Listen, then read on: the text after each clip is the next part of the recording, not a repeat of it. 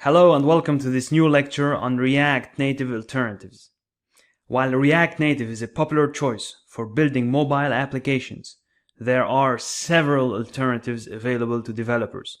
Some of the popular alternatives to React Native include: number one, Flutter. So Flutter is basically an open source mobile application development framework created by Google.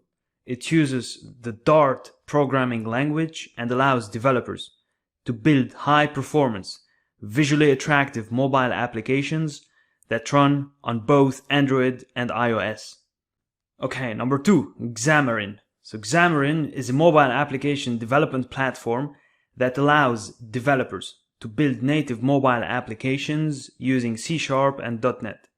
It enables developers to write code once and use it across multiple platforms, including iOS, Android, and Windows. Then we have Ionic. Ionic is an open source framework to build hybrid mobile applications using web technologies such as HTML, CSS, and JavaScript. It enables developers to build mobile applications that run on both iOS and Android. Then we have Native Script, which is an open source mobile application development framework that allows developers to build native mobile applications using JavaScript and TypeScript.